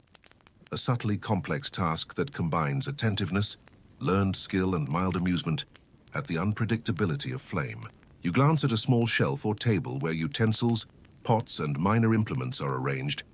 noticing their subtle wear patterns, tool marks, and faint traces of use, and you are struck by the layering of utility, care, and minor humor embedded in these ordinary objects, each one a testament to centuries of human ingenuity, adaptation, and domestic rhythm. You notice how the smell of breakfast preparations begins to drift upward, porridge bread or the faint aroma of dried meats, a sensory signal that anchors both body and mind. Blending practicality with subtle delight, a centuries-old cue that the day has begun, and that sustenance, warmth, and mild amusement are within reach. You hear the faint rustle of linens being folded, water poured, and gentle conversation, a soundscape that subtly orchestrates attention, awareness, and reflective calm, highlighting the human capacity to create rhythmic, immersive, and gentle auditory environments that support both work and contemplation. You notice the tactile sensations of the room: rough wood, cool stone, coarse textiles, and the slight give of straw beneath your feet or hands, and you reflect on how these textures inform awareness, comfort, and subtle humor, shaping daily experience in ways both practical and quietly entertaining. You see the soft glow of morning light through narrow windows or gaps tracing patterns on walls and floors, highlighting minor imperfections, textures, and subtle details that reward observation and invite curiosity. A quiet meditation on the aesthetic and practical interplay of natural illumination and domestic space. You move carefully through the room, noting the arrangement of belongings, clothing, and tools, appreciating the deliberate choices that balance accessibility, security, and spatial efficiency, a subtle choreography of human ingenuity, attentiveness, and minor amusement that has persisted across generations. You inhale again, allowing scents of herbs, smoke, and morning air to mingle, and you feel the gentle connection across centuries, imagining those who have performed the same morning rituals with similar attention, humor, and care, a reflection on the enduring continuity of domestic life. You notice the faint sounds of distant activity, the clatter of dishes, the soft footfalls of other household members, or the whisper of wind through shutters and eaves, all forming a layered soundscape that encourages awareness, mild curiosity, and gentle reflection, subtly guiding the mind toward calm observation and immersive engagement. You pause to watch a small beam of light striking a wall, the way it highlights dust motes, textures, and imperfections, and you marvel at the subtle charm of unnoticed details, a quiet reminder that even in the most modest quarters, sensory richness, minor humor, and human ingenuity create immersive, reflective experiences. You feel the cool morning air brushing your cheeks and hands, mingling with residual warmth from your mattress or clothing, and you appreciate the gentle negotiation of temperature, comfort, and attentiveness that shapes daily life, a skill honed across centuries and intimately familiar to all who have lived in such spaces. You observe the careful arrangement of personal belongings: a simple bowl, a wooden spoon, a small cloth, or a modest token of comfort or superstition, and you are struck by the delicate combination of practicality, personal expression, and gentle humor embedded in these choices. A reminder that even mundane objects carry stories, utility, and subtle delight. You hear the faint clinking of a metal utensil or the soft shuffle of feet along the floor, and you reflect on the intricate interplay of sound, movement, and awareness in shaping daily rhythm, a sensory tapestry that quietly orchestrates attention, humor, and reflection. You glance at a narrow window once more, noticing the shifting light, the distant movement of rooftops, trees, or faint signs of human activity beyond the walls, and you feel a subtle thrill of perspective, curiosity, and gentle observation, a continuity of experience connecting past and present through shared engagement with space, light, and routine. You notice the tactile experience of simple furnishings beneath your hands and fingertips, the grain of wood, the rough edges of benches, the slight unevenness of flooring, and you reflect on the continuity of human sensory experience, a gentle reminder that tactile engagement has long shaped comfort, awareness, and humor. You pause, taking a deep breath, inhaling the mingled scents of morning straw herbs and smoke, allowing them to anchor you in the present, while simultaneously connecting you across centuries, a subtle meditation on sensory richness, continuity, and human ingenuity. You step into the great hall as the morning light streams through high, narrow windows, casting long, elegant beams across the stone floor, wooden benches, and vast hearth that dominates one side of the room. And you immediately feel the scale and warmth of the space, the mingling aromas of cooked bread, smoked meats, and the faint residue of last night's ash fire, creating a sensory tableau that is both grounding and subtly playful, a reminder that medieval life balanced grandeur, practicality, and mild humor in everyday spaces. The stone walls are adorned with tapestries, their woven patterns depicting scenes of hunts, battles, or noble families, and you marvel at the combination of artistry and insulation. These textiles provide both aesthetic pleasure and protection against cold drafts, a subtle demonstration of how beauty and utility coexist in human environments, even when resources are modest or frugality dictates design. You notice the long wooden tables, their surfaces polished smooth, from years of use yet marred with minor scratches, burn marks or faint carvings left by previous generations, and you feel a gentle amusement imagining the small rebellious acts of those long-gone carving initial sketches or subtle jokes into the surfaces of such imposing furniture. You walk carefully across the hall, feeling the uneven stones beneath your boots, noting how the occasional draft from high windows shifts warmth and cold around the room. A reminder that comfort in these grand spaces is negotiated through attention, layering of clothing, and small personal adjustments, a subtle dance of human ingenuity and patience. The hearth radiates a gentle, inviting warmth, its flames crackling quietly as they consume timber, sending faint spirals of smoke toward the chimney. And you imagine the rhythm of daily life centered around this hearth. Cooks tending pots, servants fetching water, children playing near the edges, and minor disputes settled with a combination of firmness, humor, and attention, a microcosm of social dynamics expressed through sensory experience. You notice the smell of fresh bread mingling with the lingering scent of last night's stew, the aroma rising in gentle waves that both comfort and alert, a sensory reminder that food has always been a central element of human life, providing not just sustenance, but rhythm, pleasure, and subtle amusement across centuries. You see the servants bustling quietly, moving between tables and the hearth, their footsteps and soft murmurs forming a muted symphony of efficiency and attentiveness, a carefully choreographed sequence of tasks that balances work awareness and occasional humor in ways that modern observers might overlook, yet which underpin the smooth functioning of daily life in these spaces. The tapestries themselves tell stories, each fold, color, and pattern carefully chosen to convey lineage, status, or cultural memory,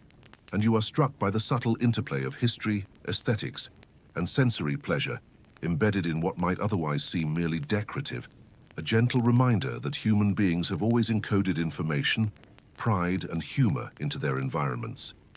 You notice the ceiling beams darkened with age and smoke, their rough texture, and occasional knots visible in the morning light, and you reflect on the craftsmanship, labor, and foresight required to construct and maintain such spaces, a combination of skill, endurance, and minor humor that echoes through centuries. You feel the draft from high windows brushing against your skin, contrasting with the warmth radiating from the hearth and your own layered garments, and you appreciate the subtle negotiation of comfort, environmental awareness, and minor amusement that defined daily life in medieval halls, a practice repeated countless times by countless inhabitants, each layering skill, attention, and humor into ordinary routines. You pause near a table to observe small objects, wooden bowls, spoons, carved utensils, and minor tokens of domestic life, each bearing signs of wear, occasional repair, and subtle personalization, a quiet testament to human ingenuity, resourcefulness, and gentle amusement in adapting mundane tools for comfort, utility, and pleasure. You notice the faint sound of birds or animals outside, the distant murmur of courtyard activity, and the occasional creak of timber as the building settles, all forming a layered auditory landscape that simultaneously informs, entertains, and subtly relaxes, a sensory rhythm that guides attention, reflection, and minor humor, an immersive soundtrack of daily life that persists through centuries. You glimpse the shadows cast by sunlight filtering through narrow windows, patterns shifting with the movement of clouds or the rising sun, and you marvel at the delicate interplay of light and architecture, the way natural illumination both reveals and conceals, entertaining and comforting simultaneously, a subtle choreography of observation, perception, and gentle amusement. You smell the faint aroma of herbs placed near the hearth, perhaps for cooking, medicinal use, or superstition, and you reflect on how practical, aesthetic, and magical considerations intertwine, a combination that humans have always used to negotiate comfort, health, and sensory engagement, blending attention, curiosity, and gentle humor into daily practice. You notice the high, vaulted ceilings above, their height accentuating the grandeur of the hall while simultaneously concentrating heat from the hearth in interesting patterns, creating zones of warmth and coolness. And you appreciate the medieval understanding of physics, architecture, and environmental manipulation, an elegant fusion of practical skill and quiet observation that subtly amuses and engages the senses. You see minor imperfections in the stone flooring gaps filled with mortar or moss, subtle undulations and faint marks from centuries of foot traffic, horse hooves, or furniture movement, and you feel a tactile connection across time, imagining the daily negotiation of footing, balance, and movement by countless ancestors, each embedding their presence into the very fabric of the space. You watch a servant set a simple wooden bowl on a table, noting the precision, care, and small touches of pride in their work, and you are struck by the subtle humor and satisfaction inherent in seemingly mundane tasks, the quiet artistry of labor repeated across generations, and the sensory engagement it produces, from tactile feedback to auditory rhythm to the faint scent of the contents. You notice a small dog curled near the hearth, its breathing slow and even, and you smile at the timeless nature of companionship, comfort, and domestic amusement, an enduring human practice that brings warmth, calm, and gentle observation into daily routines. You observe the light shifting across tapestries, tables, and stone, creating a dynamic pattern of shadow, highlight, and mid-tone that delights the eye, encourages curiosity, and reinforces the subtle sensory orchestration present in medieval domestic life, a careful interplay of natural phenomena, architecture, and human attention. You hear the faint scraping of benches as servants adjust them, the subtle clink of utensils,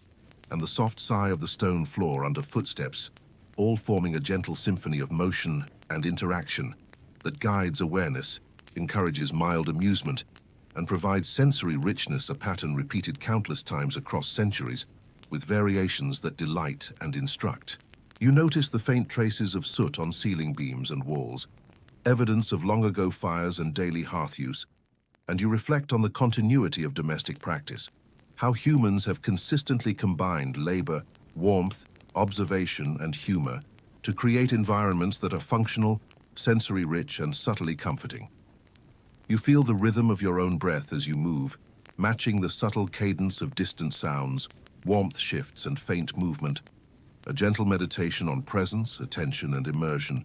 connecting body, mind, and environment across space and time. You see the occasional carved initial or small doodle on the benches or tables,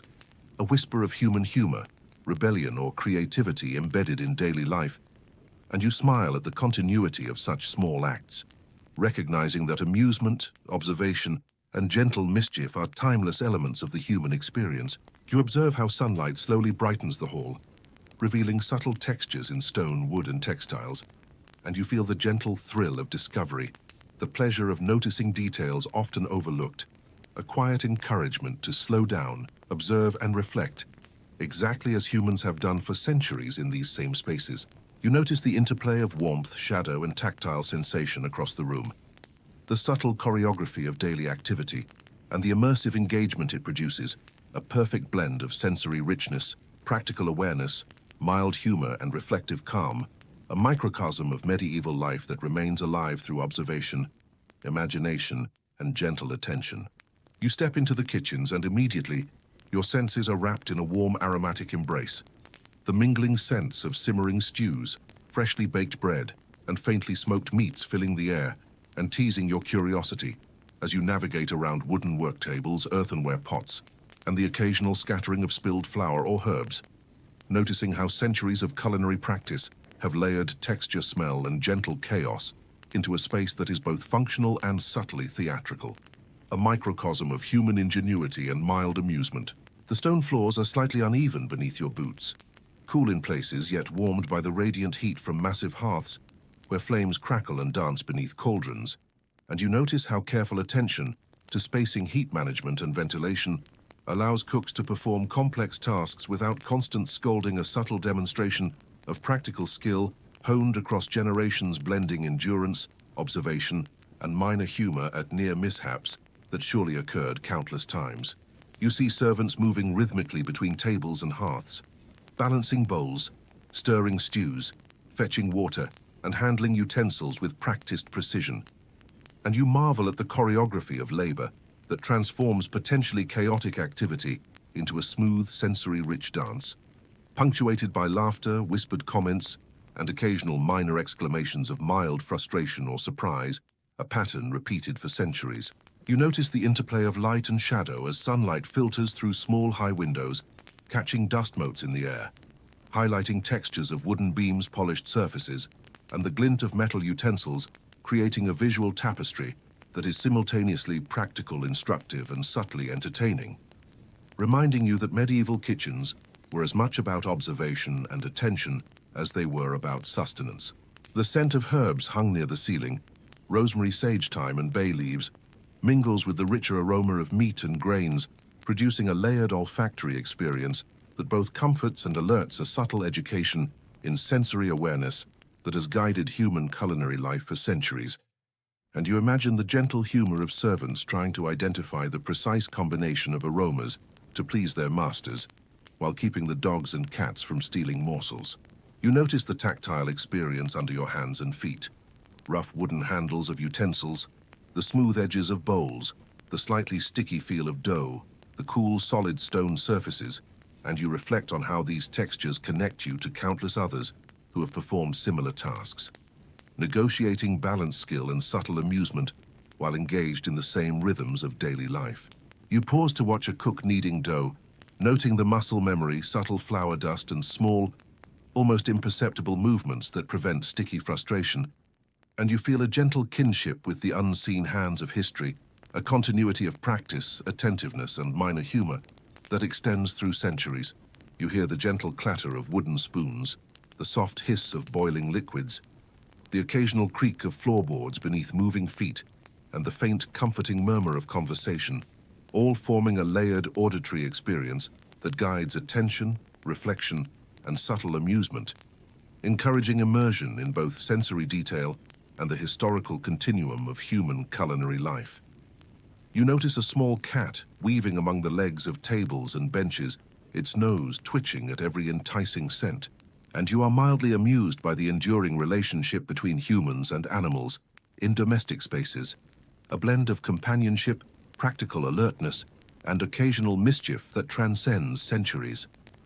You observe the high ceiling beams darkened with soot, and time bearing witness to countless fires,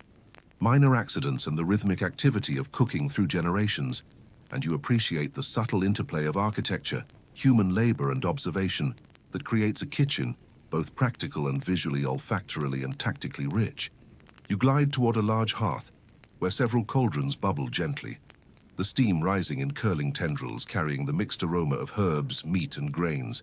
and you notice how heat, moisture, and scent combine to engage multiple senses simultaneously, creating a subtle, immersive environment that is instructive, comforting, and gently amusing. You step carefully to avoid a spilled pile of flour or stray vegetable peel, feeling the tactile negotiation of uneven floor, scattered tools, and the occasional stray drop of liquid, a gentle reminder that medieval kitchens required attentiveness, coordination, and a sense of humor to navigate safely, a practice repeated countless times across centuries. You notice the meticulous arrangement of tools, knives, spoons, ladles, and stirring implements, each worn smooth by repeated use, some showing minor repairs, and you reflect on the ingenuity, patience, and subtle humor required to maintain a functional kitchen, a microcosm of practical adaptation and human creativity. You inhale deeply, taking in the warm, mixed scents of bread, roasted meats, herbs, and smoke, feeling a calming warmth in your chest and a subtle alertness in your mind, a combination that guides attention, mindfulness, and gentle amusement, a multi-sensory engagement designed by centuries of domestic practice. You notice the sunlight dancing across the tops of tables, flickering off metal implements and polished wood surfaces, tracing subtle patterns on the stone floor. And you appreciate the nuanced way in which natural illumination enhances perception, aesthetic appreciation, and attentiveness, a timeless interplay of light, labor, and sensory immersion. You hear the faint sizzle of roasting meats, the gentle hiss of boiling water, and the rhythmic tapping of utensils, forming a layered symphony of auditory cues that guides movement, attention, and engagement, subtly teaching mindfulness, observation, and the quiet humor embedded in daily domestic life. You observe a small pile of dough resting in the corner, covered with cloth, its texture slightly sticky, its scent faintly yeasty, and you imagine the careful timing, gentle attention, and mild frustration involved in kneading, proofing, and baking bread, a timeless, subtly humorous negotiation between human patience, environmental conditions, and culinary success. You notice a slight draft from the open window, carrying in the faint aroma of morning air, distant animals, and the garden herbs, and you feel the gentle interplay of interior and exterior environments, a sensory negotiation that has been part of human culinary practice for centuries. Balancing warmth, alertness, comfort, and amusement, you pause to observe the subtle choreography of multitasking, stirring a pot while fetching ingredients, monitoring temperature while managing a conversation, balancing humor, patience, and attentiveness, a human skill refined over centuries and embedded in both daily practice and sensory awareness. You notice small marks and carvings on tables, utensils, or beams, playful or practical, remnants of previous cooks' presence, a quiet testimony to continuity, minor rebellion, and humor, a reminder that human beings leave traces, intentionally or not, that enrich the sensory, practical, and reflective experience of a space. You watch the steam rising from pots and the way it catches sunlight, forming ephemeral, ever-changing shapes, and you reflect on the fascination humans have long had with transient beauty, fleeting observation, and gentle amusement,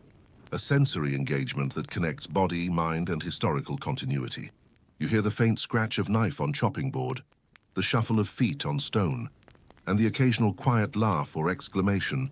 an auditory layering that signals both productivity and subtle amusement, reinforcing the immersive quality of the kitchen as a space of sensory engagement, human ingenuity, and reflection. You notice the small dog or cat observing from a corner, ready to pounce on dropped morsels, and you are amused by the enduring partnership and mild competition between humans and animals. In domestic spaces, a theme as old as cooking itself, combining alertness, humor, and observation.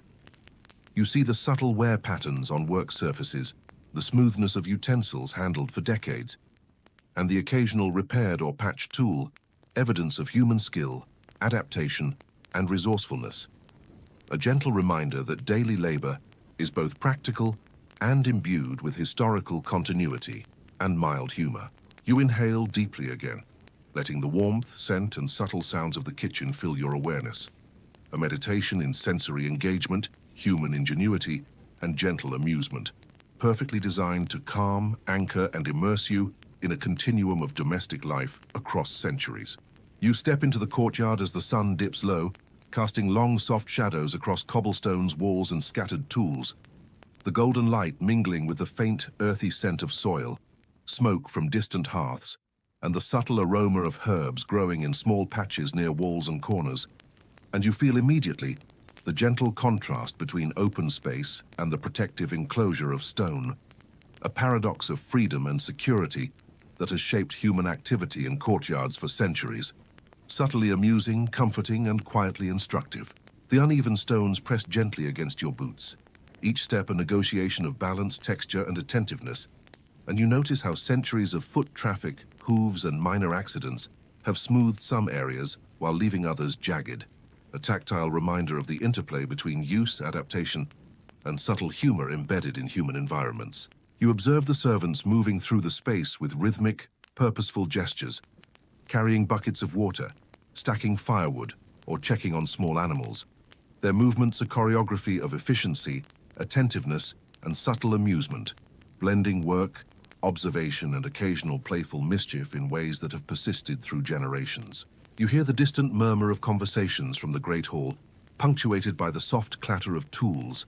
laughter, and the faint whinny or bray of animals, a layered auditory environment that subtly guides attention, reflection, and gentle amusement, creating an immersive experience that is both sensory and narrative, rooted in historical continuity. You notice small patches of moss or grass growing between stones, delicate flowers sprouting near walls, and the faintest traces of morning dew lingering on leaves, a reminder that nature infiltrates even the most human-constructed spaces, adding texture, subtle beauty, and minor amusement to daily routines that span centuries. You see the soft, diffused light of twilight, highlighting the textures of walls, wooden doors, and lattice windows emphasizing minor imperfections, tool marks, and historical layering, and you are gently amused by the invisible dialogue between human creation and natural processes, a conversation that continues across centuries, blending aesthetic pleasure with practical awareness. You feel the warmth radiating from sun-warmed stones, contrasting with the cooling evening air, a tactile reminder that humans have long negotiated environmental shifts with layered clothing, small adjustments, and subtle humor, a continuity of adaptation that extends across generations. You watch a small group of animals, chickens pecking, a dog sniffing, or a cat lounging lazily in the last rays of sunlight, and you notice the timeless rhythm of domestic life, the interplay of human presence, animal behavior, and environmental observation, a sensory tableau both instructive and gently amusing, quietly shaping awareness and engagement. You move carefully past a water trough,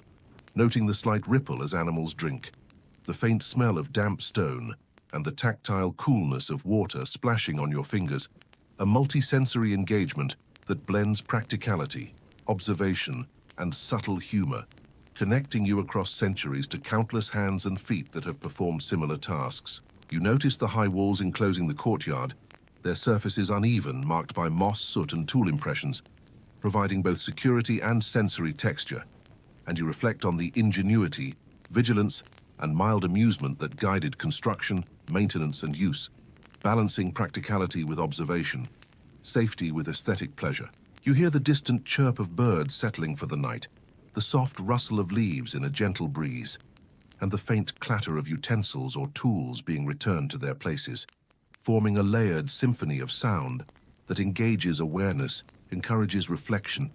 and subtly entertains, a quiet auditory meditation cultivated over centuries. You see the courtyard stones glowing faintly in the twilight, the subtle interplay of shadow, light, and texture, revealing minor imperfections, patterns, and beauty that reward careful observation, a gentle encouragement to slow down, notice, and appreciate the richness of everyday environments, as humans have done across generations. You observe the movement of servants carrying firewood to the hearth, balancing weight rhythm and minor obstacles, and you are amused by the continuity of physical labor across centuries, the subtle choreography, and the small moments of humor that arise when tasks do not go exactly as planned. You notice small windows high in the surrounding walls, their lattices casting delicate shadows on the stones, and you reflect on how architecture, light, and human ingenuity combine to create both practical observation points and subtly aesthetic experiences, engaging the senses in ways both useful and quietly entertaining. You feel the texture of the courtyard beneath your hands and feet. Rough cobbles, smooth, worn patches, scattered straw, and occasional mud, a tactile engagement that connects body, mind, and environment across time, highlighting both the continuity and subtle humor of human presence in daily life. You pause near a well, noting the slight chill of stone, the faint echo of water below, and the practical ingenuity of centuries of design, balancing ease of access, safety, and minor amusement at awkward moments or accidental splashes, a pattern repeated countless times across generations. You hear the faint whisper of wind through cracks, over rooftops and around walls, carrying scents of cooking, smoke, and distant flora, a multi-sensory reminder that human spaces are always intertwined with natural rhythms, a gentle negotiation of comfort, observation, and subtle engagement. You notice small objects left around the courtyard, buckets, tools, bundles of herbs, or a stray glove, each one telling a story, reflecting minor human humor, practical attention, or subtle oversight, connecting you to the continuous narrative of life unfolding in this space for centuries. You see the interplay of light as twilight deepens, shadows stretching, corners darkening, and flickers of movement in distant doorways, a dynamic, immersive environment that engages sight, attention, and curiosity. A quiet thrill paired with the gentle reassurance of routine and familiarity. You observe subtle signs of prior activity, footprints, scuffed stones, marks from animals, and minor wear patterns, and you feel a gentle kinship with the countless hands, feet, and paws that have traversed this courtyard, balancing labor, observation, and amusement in continuity across time. You notice the tactile experience of stone, wood, and metal, cool surfaces warmed by the sun, rough textures requiring careful navigation, and smooth edges shaped by centuries of use, each a reminder of human adaptation, attention, and subtle humor embedded in everyday life. You hear the faint clink of metal as tools are set aside, the shuffle of feet, and soft laughter or exclamations from unseen servants, forming a delicate, layered soundscape that guides observation, reflection, and gentle amusement, perfectly tuned to immersive sensory engagement. You feel the evening air brushing against your face and hands, cooling your skin while mingling with warmth, radiating from stone and hearths, a tactile reminder of how humans have long navigated thermal gradients with layered clothing, gentle movement, and awareness, balancing comfort, observation, and subtle humor. You notice the subtle details in stonework, timber, and foliage, small cracks, moss knots, and faint tool marks, each inviting careful observation, reflection, and appreciation, a continuity of tactile and visual engagement shared across centuries. You observe the rhythm of courtyard activity, servants returning tools, tending animals, adjusting firewood or water, all coordinated through experience, attention, and mild humor, a sensory choreography connecting past and present through subtle patterns of labor, observation, and amusement. You see how light fades gradually, emphasizing textures and shadows, heightening sensory awareness and encouraging reflection, observation, and gentle amusement. A meditation in both history and daily life, perfectly suited for immersion, attention, and relaxation. You step into the bedrooms as the soft glow of candlelight flickers against rough-hewn walls, illuminating wooden beams, modest furniture, and the faint traces of daily life that linger in the scent of straw, beeswax, and linen. And you immediately feel the delicate interplay of warmth, shadow, and scent that has comforted countless sleepers across centuries. A gentle reminder that private spaces have always been carefully orchestrated for rest, reflection, and mild amusement. The mattresses, stuffed with straw or feathers, shift slightly under your weight, exuding a faint earthy aroma, and you notice how centuries of improvisation, care, and attention have transformed simple bedding into tactile, comforting, and mildly humorous arrangements, balancing function with human creativity and subtle charm. You observe the arrangement of personal belongings: a small wooden chest, a folded blanket, a simple bowl, and perhaps a token of superstition or sentimental value, each carefully placed, each a story of attention, resourcefulness, and the quiet humor of daily routines. An intimate choreography that has been passed down across generations, blending practicality with subtle reflection. You glide past fellow occupants, noting the gentle rustle of linens, the faint sighs of relaxation, and occasional whispered words, all creating a layered soundscape of calm, attentiveness, and quiet humor, an auditory reminder that even in modest quarters, human interaction, observation, and amusement persist. You feel the tactile variety beneath your hands and feet, cool, slightly rough wooden floors, smooth polished surfaces of furniture, coarse linen or wool and soft straw. A multi-sensory experience connecting you to countless individuals who have navigated the same space,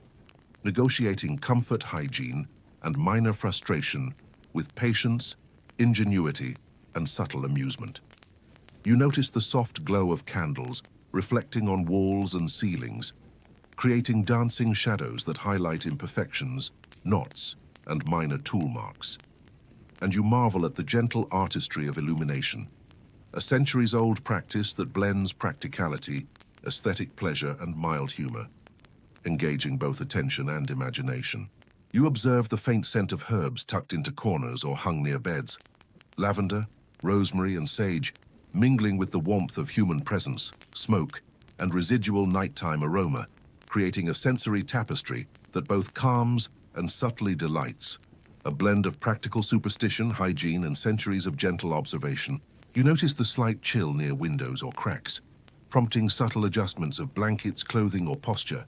and you reflect on how humans have always negotiated comfort, temperature, and sensory awareness through layered materials, attention, and minor humor, a continuity of adaptive practice connecting centuries of sleepers. You glide past small furnishings, wooden stools, chests, and shelves, noting the tactile and visual signs of wear, repair, and use. And you are mildly amused by the continuity of human ingenuity, resourcefulness, and subtle creativity that transforms mundane objects into functional, comforting, and occasionally amusing companions in daily life. You inhale deeply, taking in the layered aromas of straw, beeswax, herbs, and human presence, a multisensory engagement that simultaneously anchors you in the present and connects you across centuries, a reflection on continuity, attentiveness, and gentle amusement embedded in domestic life. You watch the flicker of candlelight across walls, floor, and ceiling beams, noticing how shadows shift and dance, revealing textures, minor imperfections, and subtle beauty that encourages careful observation, reflection, and mild amusement. A meditation in sensory engagement practiced by countless individuals through generations.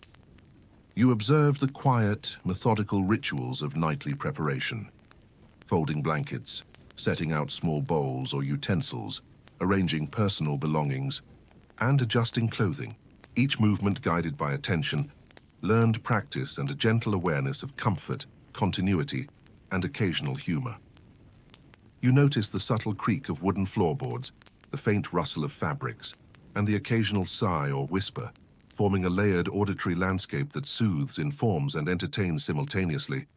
a gentle orchestration of human presence, reflection, and subtle amusement. You see traces of past nights, slight depressions in straw mattresses, minor scratches on wooden surfaces,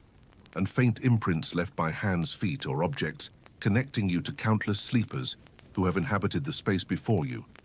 negotiating rest, comfort, and subtle humor with similar attentiveness. You glide toward the small window, noting the soft transition from twilight to evening, the fading light accentuating textures and subtle imperfections, a visual meditation in observation, continuity, and gentle amusement, an immersive reflection on human engagement with environment and sensory awareness. You inhale again, feeling the gentle warmth of candlelight on your skin, contrasted with the slight coolness near drafts. A tactile reminder that environmental negotiation, layering, and awareness have long shaped comfort, subtle humor, and practical attentiveness. You notice the arrangement of tools, personal items, and furnishings, each demonstrating a balance of utility, accessibility, and subtle amusement, a microcosm of centuries of domestic ingenuity, reflection, and minor human playfulness. You hear the faint echo of distant voices, the soft clatter of objects, and the whisper of wind through cracks, forming a layered, immersive soundscape that simultaneously soothes, alerts, and entertains, guiding attention and reflection while gently encouraging relaxation. You observe the subtle interplay of light, shadow, and texture. Wooden beams, walls, floors, and furnishings, rendered both functional and aesthetically pleasing by centuries of use, adaptation, and minor humor, a quiet meditation on the artistry of domestic life. You glide past fellow occupants adjusting bedding, preparing small items, or tending minor chores, noticing the rhythm, coordination, and subtle amusement embedded in each movement, an enduring pattern of human attentiveness, skill, and mild humor across centuries. You notice the faint glint of metal fastenings, simple utensils, or small decorative elements, catching candlelight and drawing attention to minor details, a subtle encouragement to slow observation, gentle engagement, and reflective amusement. You inhale deeply once more, absorbing the layered aromas, tactile impressions, and visual subtleties that define the bedroom space, a multisensory meditation that connects past, present, and personal awareness through careful observation, attention, and gentle humor. You see the shadow of a ceiling beam stretch across a wall, the flicker of candlelight highlighting texture, minor imperfections, and delicate patterns, a visual exercise in attention, reflection, and subtle amusement practiced by countless individuals through the centuries. You notice small signs of personal adaptation, slightly raised bedding, minor repairs on furniture, or added comforts like herbs or tokens, all reflecting human ingenuity, attentiveness, and subtle humor, a quiet testament to centuries of thoughtful engagement with domestic space. You hear the faint movement of animals in corners or beneath beds, the soft padding of paws, the subtle sounds of settling straw, all blending into a layered auditory environment that soothes, engages, and entertains a timeless part of household life. You feel the texture of fabrics beneath your hands, the slight resistance of straw beneath your feet, and the smoothness of polished wood, a tactile meditation connecting you to countless individuals who have navigated similar spaces with the same attention, adaptability, and subtle amusement. You observe the gentle choreography of nightly preparation, the rhythm of movements, adjustments, and attentiveness blending utility, comfort and mild humor into a seamless pattern repeated across generations, a quiet testament to the continuity of human domestic life. You settle into the comfort of your bed once more, feeling the warmth of the straw or feather mattress beneath you, the gentle give of blankets shaping themselves to your form, and the soft play of candlelight or moonlight across walls and ceiling, creating a tranquil, almost dreamlike atmosphere. And as you inhale slowly, noticing the faint mingling of earth, linen, smoke, and herbs, you allow your muscles to relax, your shoulders loosening, your hands resting lightly at your sides, each breath drawing in the calm of centuries of nights like this, where people before you have experienced the gentle rhythm of home, the reassurance of warmth, and the quiet pleasure of small domestic routines, a continuity that connects you through space and time to countless others who have paused, breathed, and settled at dusk. The faint smell of straw and beeswax lingers, carrying with it the memory of tasks completed, meals prepared, chores tended, and the subtle joys and frustrations of daily life. A gentle reminder that the ordinary has always held beauty, humor, and satisfaction. And as you feel your heartbeat slowing, the subtle ambient sounds of night enveloping you, the whisper of wind through eaves, the distant call of an owl, the soft padding of a cat wandering nearby, you begin to feel the world shrinking to this single moment, this room, this bed, where warmth, light, and quiet create a cocoon of security, mindfulness, and relaxation. Your mind drifts gently over the textures of the day, the touch of wooden beams, the feel of smooth stones underfoot, the warmth radiating from hearths, and the soft sway of fabrics and curtains, each sensation remembered, re-experienced, and then released, as your awareness slows, folding into itself like a gentle wave retreating from the shore. And you notice a subtle amusement in recalling minor missteps, tiny frustrations, or human quirks witnessed over the day's journey, through kitchens, courtyards, great halls, and bedrooms, all now softened by distance and the calming cadence of evening. You feel the coolness of the night air mixing with the warmth of blankets and bedding, a subtle, comforting contrast that encourages deep, slow breaths. the kind that let your lungs expand fully and release tension with each exhale. And you imagine the faint silhouettes of those who slept in similar spaces centuries ago, the texture of their homes, the scents surrounding them, the faint, flickering light of fires, a reassurance that the rhythms of human life, adaptation, and gentle observation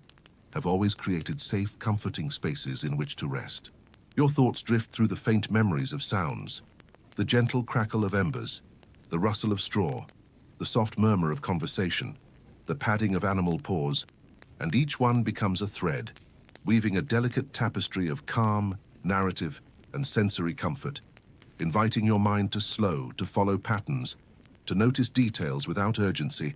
and to be present in the gentle harmony of night. You visualize the soft interplay of shadows and light across walls, floors, and ceilings, noticing the faint imperfections, knots, and subtle textures, allowing your eyes to imagine the warmth of stone and wood,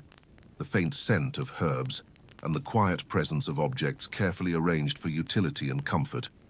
all guiding your attention inward, encouraging reflection, and releasing the remnants of daytime alertness, leaving only a quiet, steady awareness of self and environment. Your body sinks deeper into the bed, your limbs relaxing fully, your fingers and toes,